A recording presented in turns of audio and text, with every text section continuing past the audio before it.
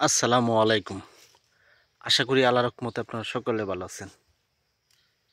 যাদের নাকের সমস্যা হয়, দেখবেন অনেকে নাকে মাংস বাড়ছে, কেউ বলে পলিপাস হয়েছে। নাকে মাংস বাড়লে বা পলিপাস হলে কীভাবে সহজে ভালো করবেন, চিকিৎসাটা শিখে রাখেন, চিরজীবনের জন্য কাজে লাগবে। আপনার যদি নাকে সমস্যা যদি না হয়ে থাকে, দেখা গেছে আপনার ফ্যামিলি কোনো মেম্বারও যদি হয়ে থাকে বা আত্মীয় স্বজনের মধ্যে কেউ হয়ে থাকে, যদি চিকিৎসাটা শিখতে পারেন এবং কাজে লাগবে, চিরজীবনের জন্য কাজে লাগবে। এবং দেখা গেছে ভবিষ্যতে কোনো সময় যদি হয়ে থাকে ফ্যামিলির কেউর, তাহলে সহজে চিকিৎসা করলে এই রোগটা ভালো করতে পারবেন। এই গাছটার নাম হলো নাকফুল গাছ। এই নাকফুল গাছ বলা অর্থ এটাই, দেখেন এর একটা ফুল হয়, এই গাছটা এরকম একটা ফুল হয়। এই ফুলটা দেখতে যে মহিলা মানুষের নাকের যে জেওর পরে, নাকের এই জেওরকে পরে, তো এই জন্য এই গাছটাকে নাকফুল গাছ বলা হয়। তো বিভিন্ন অঞ্চলে বিভিন্ন নাম ডেকে থাকে, এটা সত্য। তবে ঢাকা অঞ্চলে এটা নাকফুল বলে, এই গাছে নাকফুল বলে। আর নাকে মাংস বাড়লে বা পলিপাস করে কীভাবে বুঝবেন, দেখবেন অল্পতে ঠান্ডা লেগে যায়।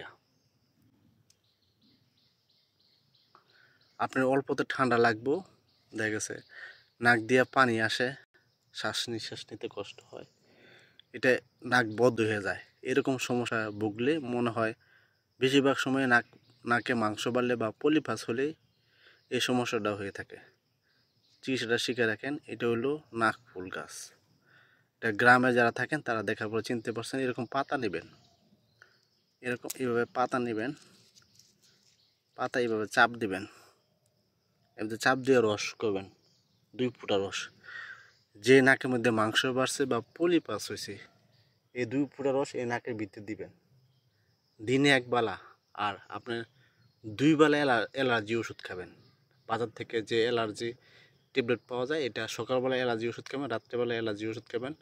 আর এই পাতা রস দিবেন 1 বেলা, সুবিধা মতো দেবেন। এরকম 5 দিন ব্যবহার করলে, 5 দিন অ্যালার্জি ওষুধ খেলে আপনার যে নাকে মাংস বাড়লে বা পলিপাস হলে এটা সহজ ইনশাল্লাহ ভালো হবে।